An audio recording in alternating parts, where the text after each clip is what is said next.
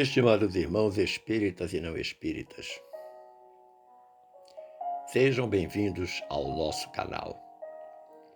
Inscreva-se, compartilhe, avalie.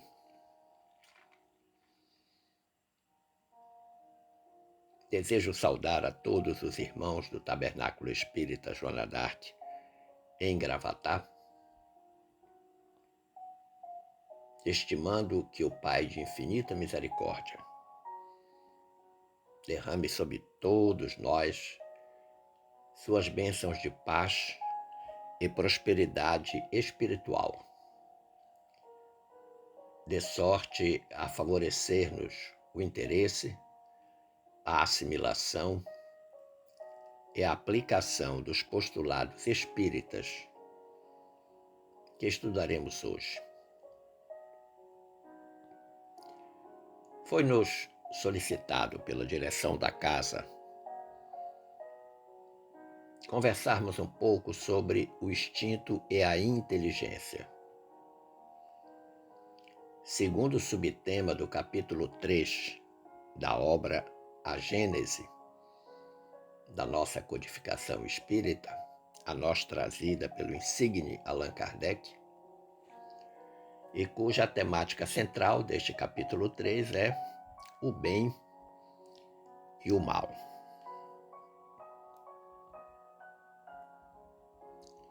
Comecemos analisando os conceitos de instinto e de inteligência.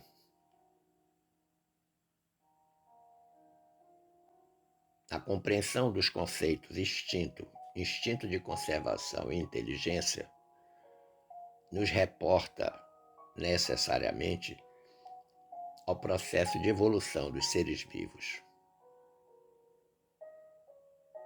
Para o Espiritismo, a evolução biológica e espiritual representa um processo natural e contínuo, decorrente da lei de progresso, uma das leis morais capituladas na parte terceira de O Livro dos Espíritos.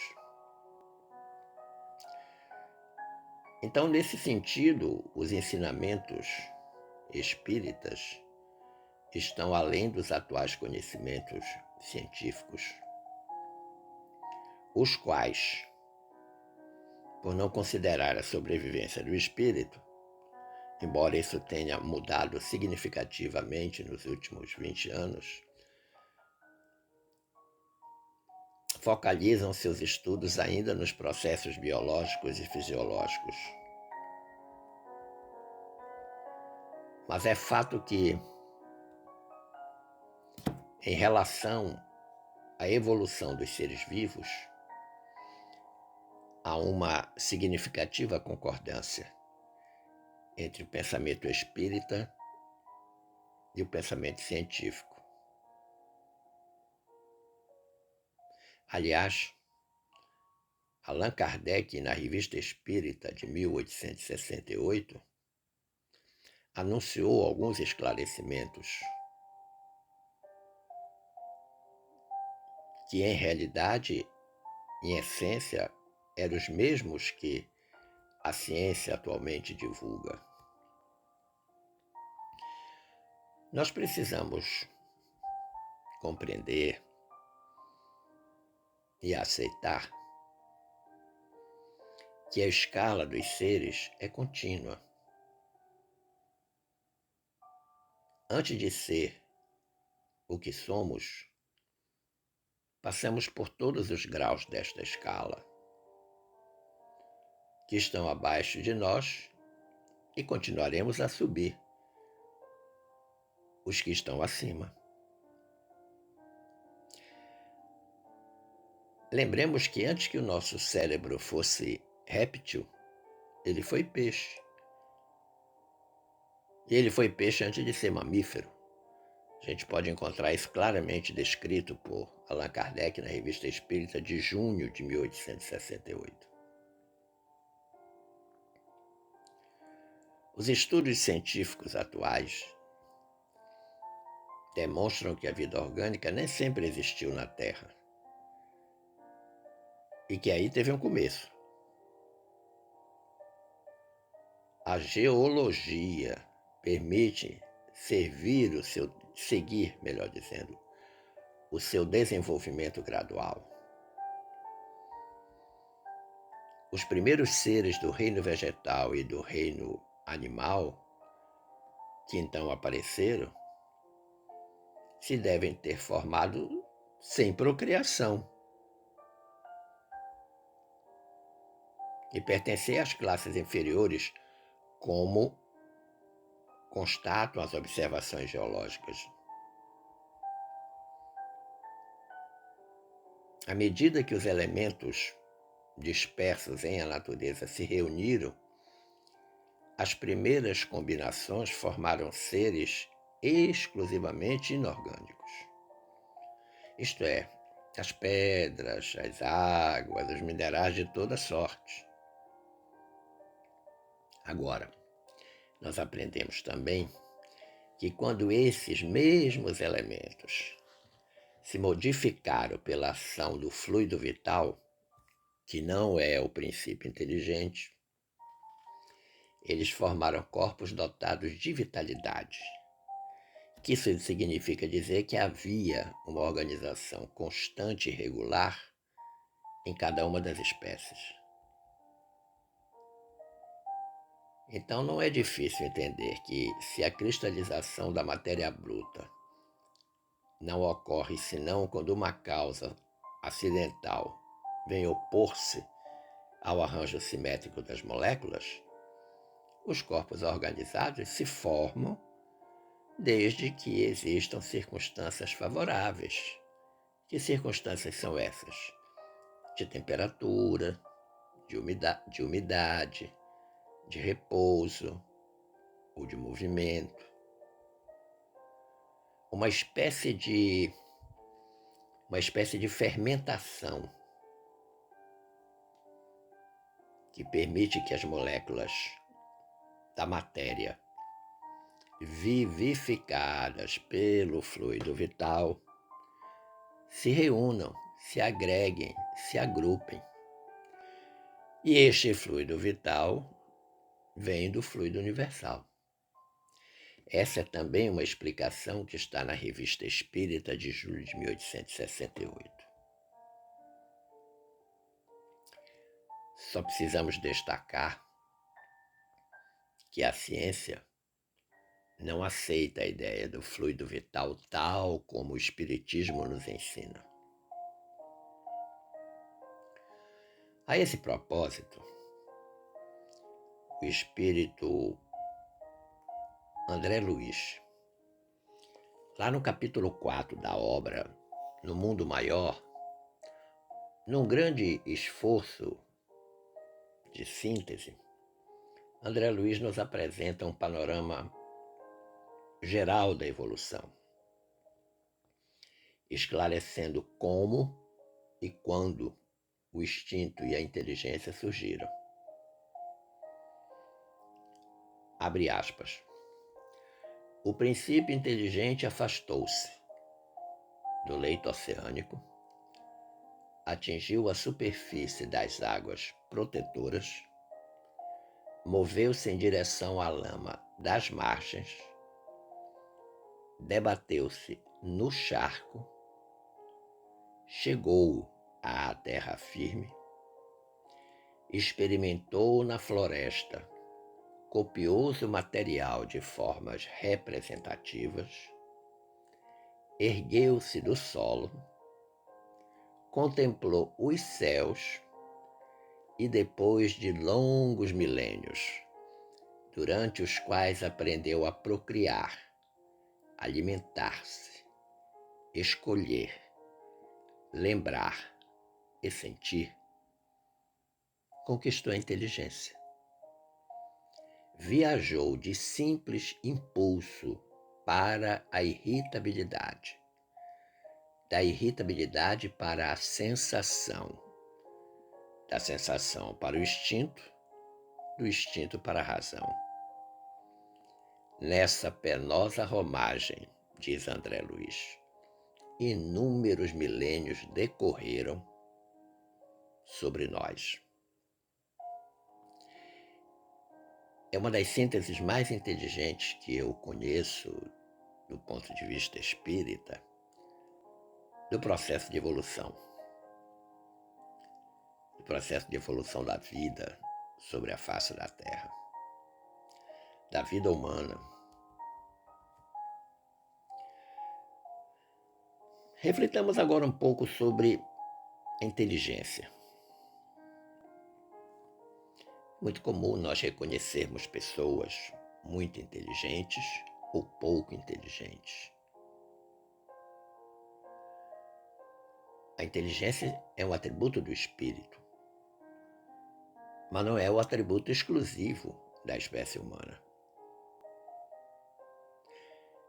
Nós precisamos reconhecer que os animais possuem inteligência, apesar de ser uma inteligência rudimentar, mas possui.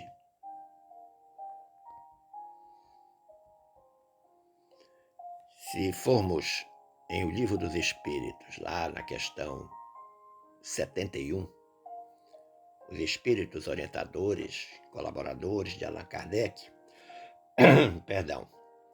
disseram: a inteligência é uma faculdade especial, peculiar a algumas classes de seres orgânicos e que lhes dá, com o pensamento, a vontade de atuar, a consciência de que existem e de que constituem uma individualidade cada um, assim como os meios de estabelecerem relações com o mundo exterior e de proverem às suas necessidades. Isso é um atributo da inteligência. Mas os espíritos disseram mais. Neste mesmo Livro dos Espíritos, só que agora na questão 604A. Eles disseram assim: entretanto, existe uma grande diferença entre a inteligência animal e a inteligência humana. Os animais só possuem a inteligência da vida material. É a grande diferença. No homem, a inteligência proporciona a vida moral, ou seja, um degrau acima. O que a inteligência nos permite? Permite ao homem, ao ser humano, que o ser tenha consciência de si mesmo, da sua existência, da sua individualidade. A inteligência permite que nós construamos a cultura, que nós, compreendamos os símbolos, que nós atribuamos significados e desenvolvamos, por exemplo, a linguagem, que nós tenhamos memória, racionalidade, dimensão temporal, que nós saibamos o que é passado, presente e futuro. A inteligência nos permite exercer o livre-arbítrio e, dessa forma, nos permite fazer escolhas. É fato que a inteligência acompanha o processo evolutivo, ampliando proporcionalmente à medida que nós aprendemos alguma coisa.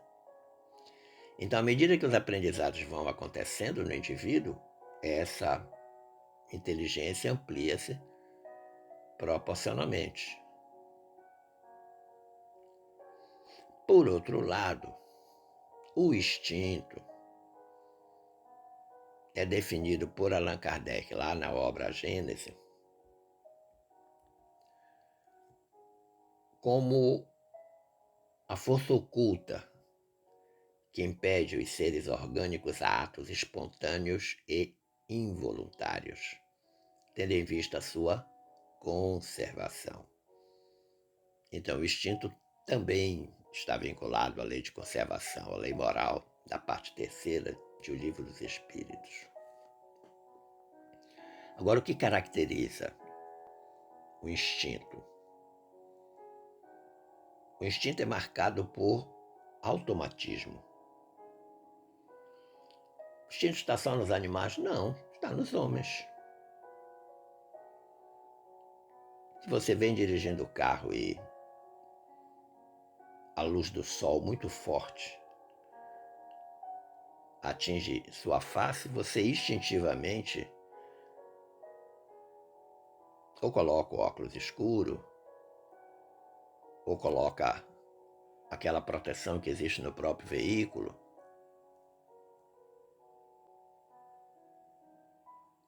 Há uma circunstância muito interessante. Quando nós levamos uma queda e tombamos para frente, instintivamente nós viramos o rosto para não machucar o nariz e a boca. Instintivamente.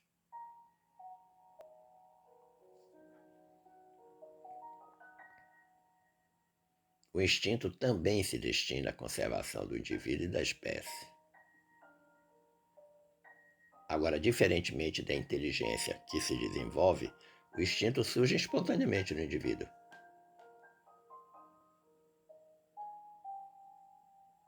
Não se ampliando, diferentemente da inteligência, no processo de aprendizagem. Vejam, por exemplo, a criança, o bebê.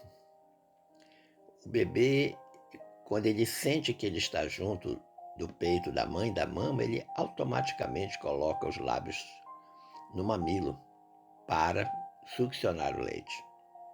Isso é um ato instintivo.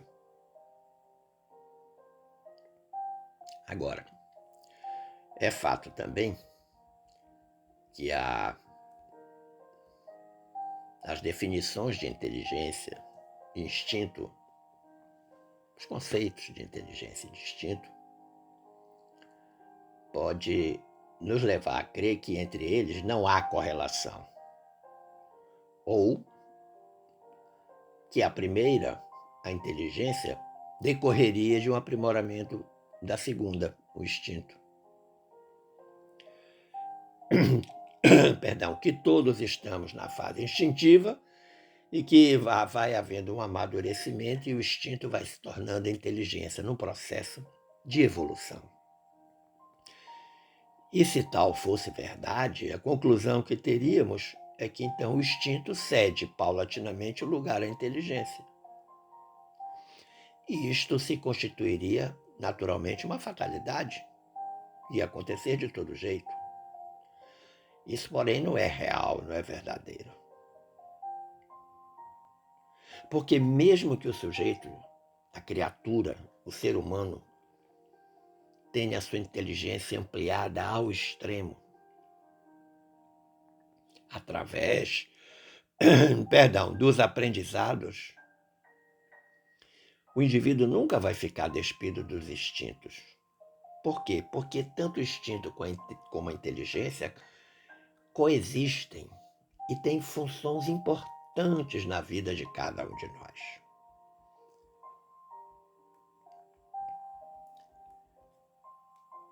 Se nós estudarmos separadamente o instinto da inteligência,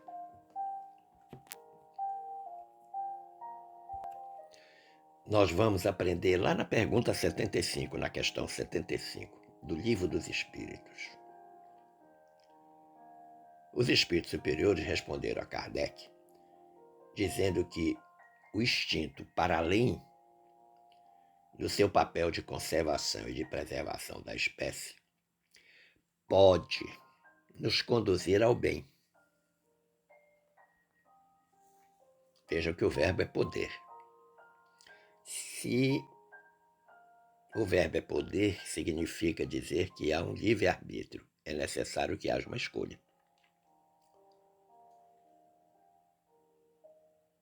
Pois, como dizem os espíritos, o instinto quase sempre nos guia, e algumas vezes com mais segurança, do que a razão.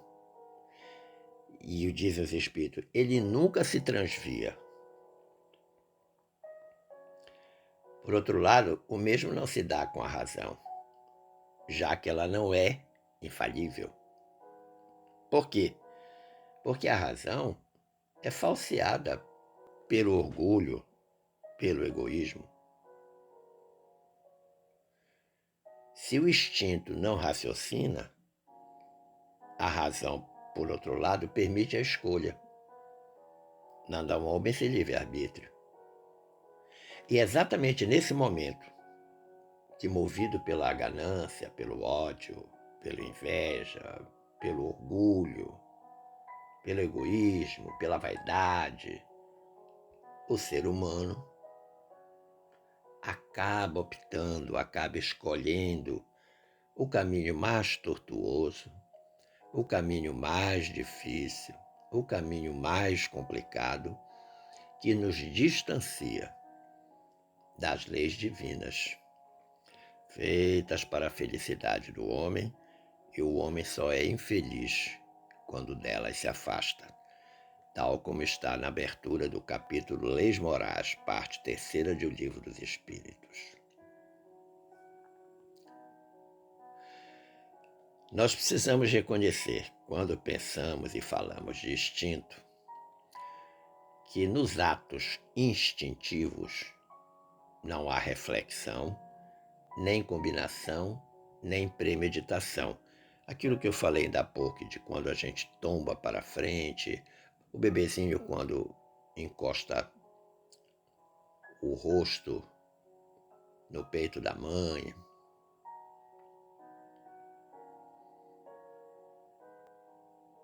É assim, por exemplo, que a planta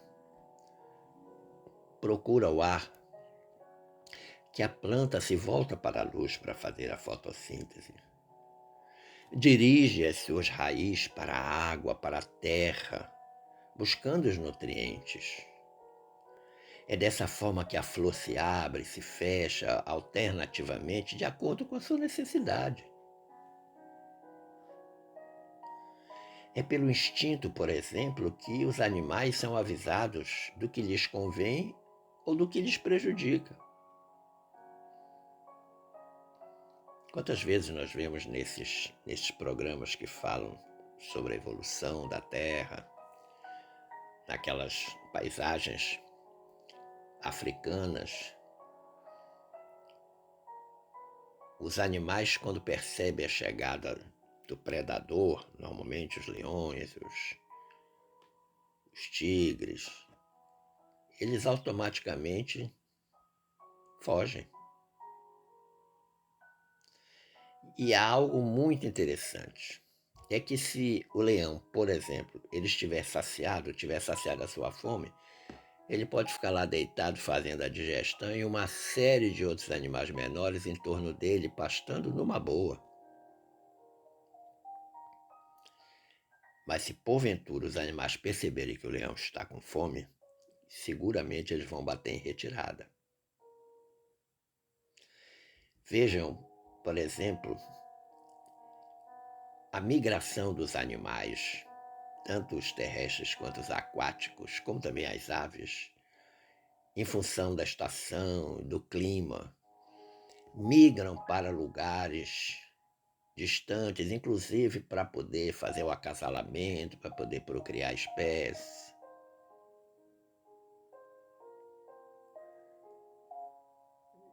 É pelo instinto que os sexos nos animais se aproximam, que a mãe choca os filhos, que os filhos procuram o seio materno. Mas é preciso reconhecer que no homem, no ser humano, só no começo da vida é que o instinto domina com exclusividade. Porque os primeiros movimentos da criança são instintivos para, por exemplo, tomar o alimento. Chorar, gritar para exprimir as necessidades dela. A gente precisa entender que o grito, o choro, o grito principalmente, ele está imitando o som da voz que está tentando dizer alguma coisa. Está tentando nos comunicar alguma coisa. E eu imagino que para o bebê deve ser frustrante ele tentar nos comunicar e a gente muitas vezes não entender. No próprio adulto, no ser adulto, certos atos são instintivos.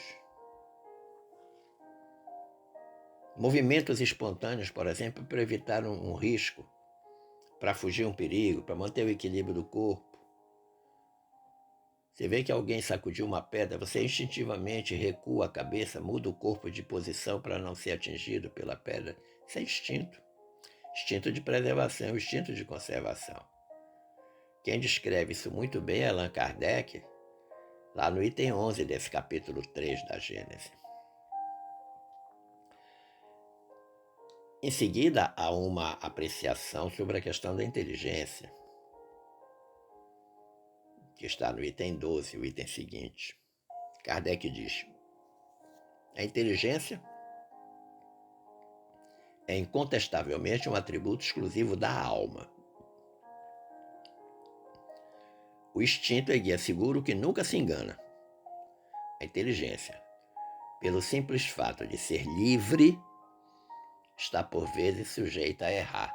Essa é uma das coisas que me chama muito a atenção nessa apreciação que o Kardec faz, né? O instinto nunca se engana, mas a inteligência, em função das faculdades da escolha, do livre-arbítrio, está sujeita a errar. Pode errar. Se no ato instintivo falta o caráter do ato inteligente, diz o Kardec, ele revela, entretanto, uma causa inteligente. Que causa é essa? Uma causa que está essencialmente apta a prever. O instinto desenvolve a capacidade da previsão. Questão da fuga dos animais, né, na savana africana que eu falei há pouco. Nos encaminhando para o fim da reflexão, conclusivamente, nós podemos ir buscar no item 12 do capítulo 3 da Gênese algo importante de refletirmos sobre o instinto e a inteligência. Todo ato maquinal é instintivo. Todo ato maquinal é instintivo. Por outro lado, todo ato que demonstra, que denota reflexão, combinação, deliberação, é um ato inteligente. Se o instinto é livre, a inteligência não o é. Se o instinto nunca se engana, a inteligência pode errar. Se o instinto não tem o caráter do ato inteligente, ele revela pelo menos a capacidade de prever, perdão, como eu falei há pouco. É frequente o instinto e a inteligência se revelarem simultaneamente no mesmo ato. E há um exemplo apresentado pelo Kardec muito interessante. Ele diz: no caminhar, por exemplo, o movimento das pernas é instintivo. O homem põe maquinalmente um pé à frente do outro, sem nisso pensar. Quando, porém, ele quer acelerar ou demorar o passo, levantar o pé ou desviar-se de um tropeço, há um cálculo, uma combinação. Ele age com deliberado propósito. Então, no mesmo ato de caminhar, eu posso simultaneamente agir instintivamente e agir inteligentemente. Aí o Kardec diz: a impulsão involuntária do movimento é o ato instintivo. A calculada direção do movimento é o ato inteligente. E aí ele vai buscar um outro exemplo. Ele diz: o animal carnívoro é impelido pelo instinto a se alimentar de carne. Mas as precauções que toma e que variam conforme as circunstâncias para assegurar a presa, a sua previdência das eventualidades são atos de inteligência. Olha que interessante. O animal carnívoro vai se alimentar de carne, mas ele toma lá suas precauções para fazer isso. E neste momento, Kardec, no item 13 da Gênese, diz que nesse momento, da forma que ele vai segurar a presa, inclusive para imobilizá-la, para matá-la, para depois comer, são atos de inteligência.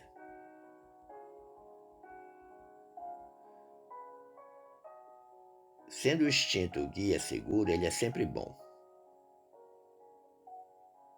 Ele pode, depois de um certo tempo, até tornar-se inútil, mas o instinto nunca é prejudicial a ninguém, salvo o instinto da bestialidade, o instinto para o mal.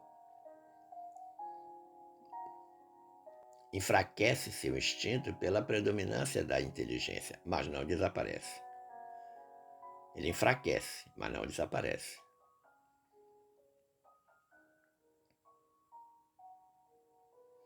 As paixões, por exemplo, nas primeiras idades da alma, têm em comum com o instinto o ser as criaturas solicitadas por uma força igualmente inconsciente, mas são solicitadas a fazer algo. Você pode conferir isso no item 18 do capítulo 3 da Gênesis. Em síntese, nós podemos afirmar, conforme está no item 8 da Gênesis, do Evangelho segundo o Espiritismo, lá no capítulo 11, os sentimentos são os instintos elevados à altura do progresso feito. Em sua origem, o homem só tem instintos. Quanto mais avançado e corrompido, só tem sensações. Quando instruído e depurado, tem sentimentos. Onde nós aprendemos isso? Nesse capítulo 11 do nosso Evangelho, amar o próximo como a si mesmo. Na instrução dos Espíritos, quando começam a falar sobre a lei de amor.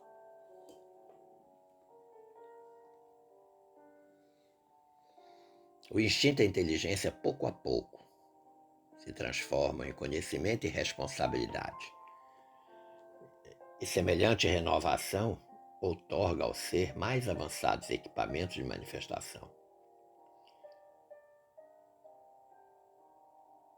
Pelo menos é o que diz André Luiz, no capítulo 21 da obra Entre a Terra e o Céu. Mas ele diz mais. Uma inteligência profunda significa um imenso acervo de lutas planetárias. Atingida essa posição, se o homem guarda consigo uma expressão idêntica de progresso espiritual pelo sentimento, esse é um elemento importante, então estará apto a elevar-se a novas esferas do infinito para a conquista da sua perfeição. Então, este progresso espiritual vem pela depuração dos sentimentos.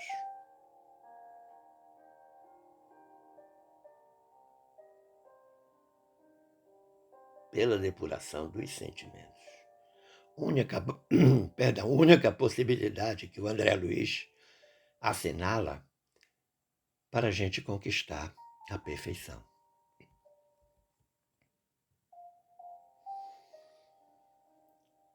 Esperando ter contribuído para o entendimento deste assunto, eu recomendo a leitura das obras que nós citamos aqui, do Evangelho, o Livro dos Espíritos, Entre a Terra e o Céu, a Gênese, o próprio Céu e o Inferno, como também pesquisar nas obras subsidiárias, as obras de Gabriel Delany, que fala muito sobre a questão da evolução. Pesquisar e ler o assunto para consolidar melhor o entendimento sobre o instinto e a inteligência. Agradecendo o carinho da atenção e das boas vibrações dispensadas, eu desejo que fiquemos todos em paz, com Jesus. E se você desejar rever essa reflexão, acesse o nosso canal no YouTube. Um forte abraço.